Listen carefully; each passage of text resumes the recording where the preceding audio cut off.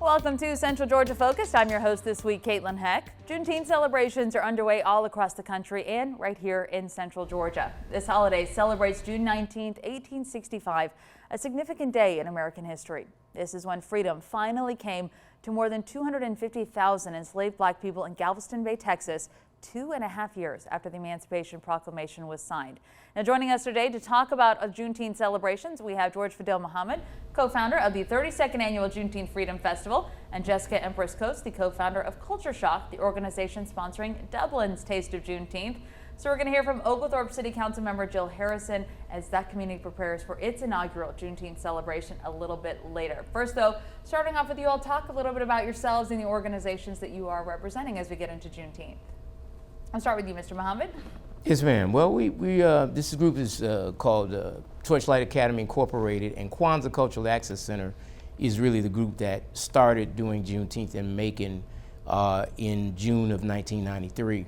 And Torchlight Academy is the 501c3 nonprofit that partners both the nonprofits, culture, education. We have been celebrating the freedom of our people and continuing to learn, continue to grow in the richness of the history. There's so much there. Today we have a lot to dig in. You know, the nation, the United States, has recently had this renewed awareness because of presidential, recognitions. But there is a lot. We've been doing this for, and I mean, really since 1865, 1866 has been celebrated in this country. So that's well over like 150 something years, and then Macon we 32 years. So there's a lot that we really need to be aware of that is more than the surface. So yeah. Ms. Coates, tell us a little bit about Culture Shock and the organization you're with. All right, Culture Shock is a little younger than, this will be our 5th annual Juneteenth festival that we'll be hosting. It's also a 501c3 nonprofit. Just a couple of like-minded peers, we came together. We wanted to pivot off of the Juneteenth spirit of freedom, just reflecting on our history, but bringing that fresh vibe to the community, reaching our youth, to be reminded that yes, we are free.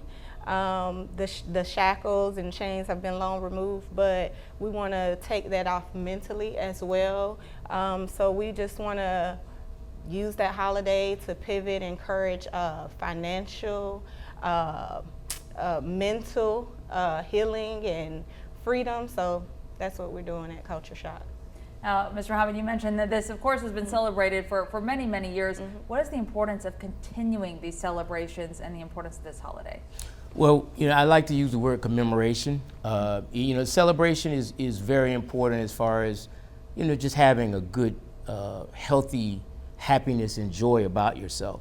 But the commemoration is even deeper. And knowing our ancestors sacrificed their suffering, their struggle, their greatness, their achievements, there's so much there, their endurance that they would be able to pass on to us such a tremendous legacy. So in this day and time, we have really a dearth of historical awareness. The public schools are being suppressed as far as teaching Black history. Our communities really need to be in touch for it. It builds your self-esteem. It centers you in terms of your behavior and your consciousness. So knowledge of self. That is why Juneteenth is so important. But then people who are not Black, people who are of different ethnicities, have so much to appreciate of the journey and the struggle of a people who are singularly the chattel in this country. All the different other ethnic groups, there's so much they can connect with and be inspired by. The essence of it is freedom and the freedom of all people. That's right. And you mentioned too, wanting to get the younger generations involved in these events. Talk about why that is so important. It's important because the younger generation, we weren't there. We don't know those stories. A lot of us don't have the connection with our elders. I'm kind of like I'm 40, so I'm right there on the bridge. But just looking at my children, they don't have the same teachings or the same connections that we've had coming up with our younger generation. So it's important for us to remember our history, to remember the sacrifices our ancestors made, so we don't forget. But we don't just stay there and dwell. We build upon that foundation, and so that's what we want to reiterate to the younger generation.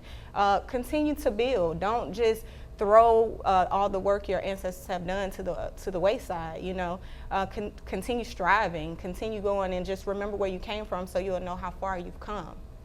Ms. Muhammad, as someone who has been a part of the Juneteenth Festival in Macon for many, many years, have you seen a difference since the national recognition of this a couple years ago? Well, absolutely. We did, see a lot of people begin, is like, wake up, and okay, people start getting out of bed. Oh, it's Juneteenth, okay, but or Juneteenth exists, all right. But when I listen to Sister Empress, I'm reminded of how we're locally beginning to partner with Macon Black Culture. Our group, Kwanzaa Cultural Access Center, Torchlight Academy, has been the group doing it, but last year we had a parade for the first time in Macon with Macon Black Culture. That group is mainly a group of millennials, which I'm very honored to be able to connect with. I don't get into the generation gap thing. I mean, I'm just like, we people, but I love dealing with people that have different thinking of me, and I learn from them. I get their energy. I get a sense of where they want to go. I love their ideas. Like she mentioned, the economic aspect. That generation is more in tune with doing for self and building businesses and an economic kind of excitement. So we have to come together, and there's so much that we have to offer each other. So that's how we begin to grow. Like the parade is a new thing. This year we're looking to do fireworks first time, and these are things that excite people, and then they draw people into the deeper things. Some of the activities that we're having that really are taking you into more of a study and a full grounding in the history, the knowledge that we do need. So yeah, it's all good. And Ms. Empress, as you're teaching these younger generations about the importance of this holiday, how do you make sure that they are understanding the true meaning of it, and not just that it's a celebration, it's a day off of school? So we're just meeting them where they're at, you know what I mean? We're bringing these festivities, and then we're incorporating the history, the education into it. It's all about exposure, and that's really what we wanted to do, to expose Middle Georgia, Dublin, the Dublin area, to more variety of culture that we hadn't been seeing. So usually, if you learned about it, if you knew about it, you would have to travel to Macon, travel to Atlanta to have the experience. And we didn't want to do that anymore. We just wanted to bring that exposure right to Dublin. Oh, I know you all have a lot of events coming up, so we're going to take a quick break right now, but when we come back, we're going to talk all about the events happening in Macon and in Dublin. But as we go, here's a look at some other Juneteenth celebrations happening in Marshallville, Forsyth, and in Gray. We'll be right back.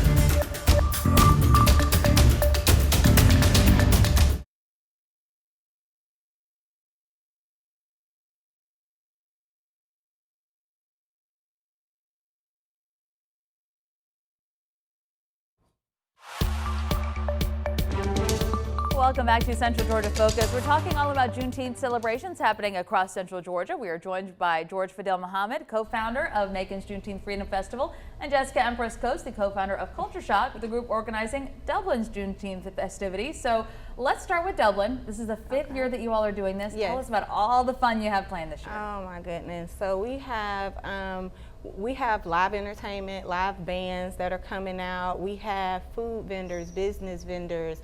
It's just going to be really fun, family, fellowship. That's what we'll have. We even have Cash's Juke Joint from Macon. I know you guys are familiar with them. They'll be there. They've been there for the past 3 years. We love them. So it's going to be a lot of fun. And this is the fifth The year that fifth you all been doing annual, this. yes. So how has this grown over the last 5 years, and what's new this year? It's grown so much. In the past 2 years, we've added the parade. So when we started out, we did not have a parade.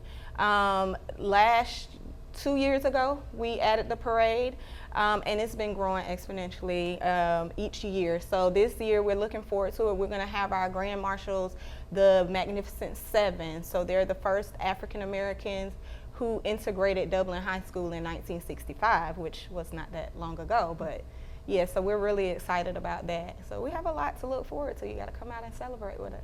Sounds like it's going to be a great time. And how are you incorporating the history into all of these celebrations too? So we have a panel that we'll have there. We do the table talk. We'll discuss issues that's plagued us traditionally, whether it's been, like I said before, economically, mental health. That's going to be a big focus this time. We focus on that. And during those segments, we integrate the history.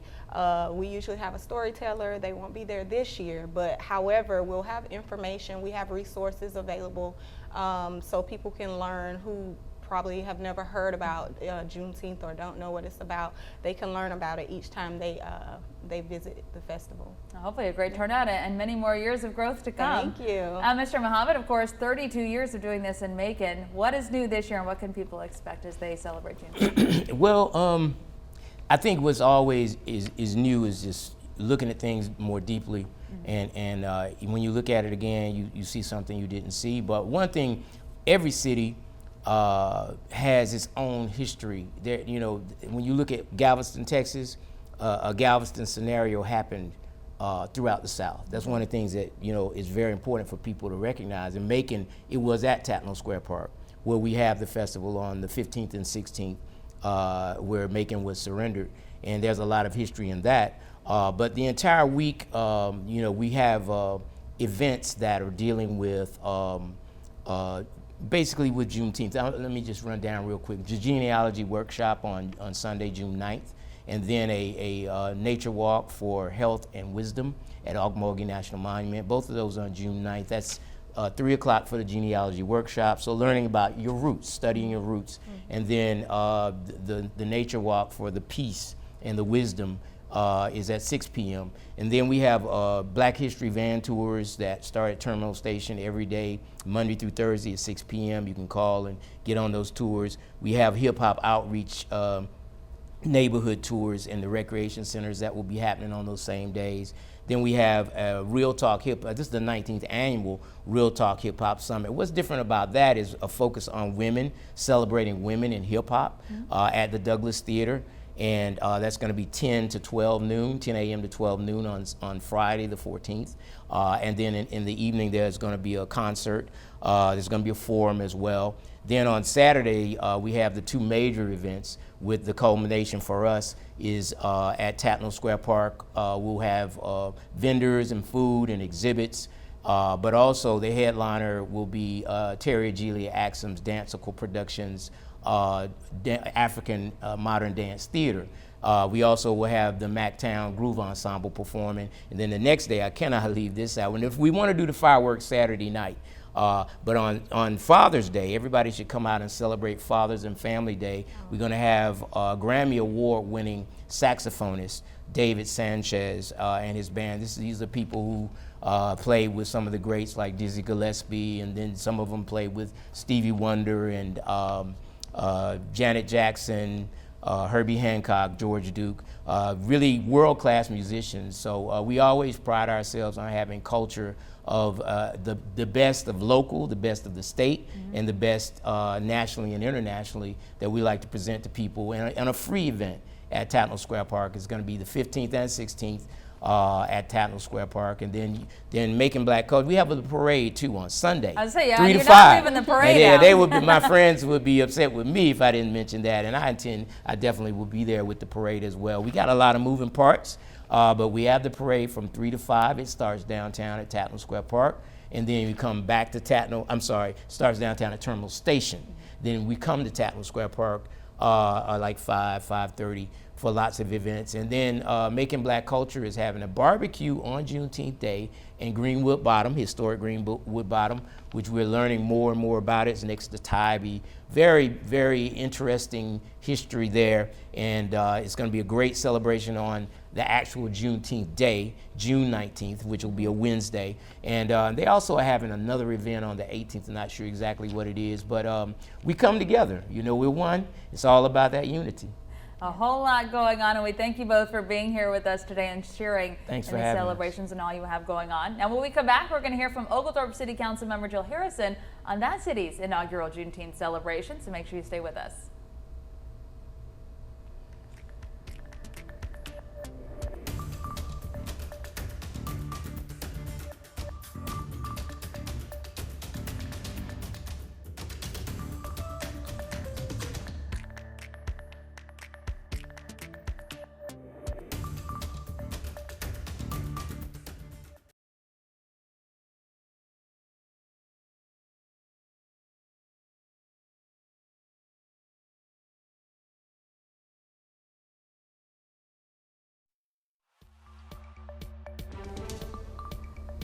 Welcome back to Central Georgia Focus. This year, the city of Oglethorpe is hosting its first Juneteenth celebration. So our guest today is City Council member, event and co-chair Jill Harrison. Thank you for being with us today. Thank you for having me. So the first celebration in First Oglethorpe. Ever, yes. And talk about the history of Juneteenth in Oglethorpe. This is our inaugural event. We voted Juneteenth in as a holiday that will be recognized at our City Hall in 2022. I was elected in November of 2021, and myself and the new council members that came in, we decided that it was time for Oglethorpe to recognize Juneteenth. So as of 2022, we've been recognizing it as a holiday with, you know, days with a paid day off. But this year is our first year celebrating it with an all-day freedom celebration. I'm tired already thinking about it, but it's going to be awesome, I'm sure. I'm sure a lot of planning has gone into Yes, this so far, but yes. talk about some of the things that you all have coming up for this celebration. Okay, so it's a full day on Saturday the 15th.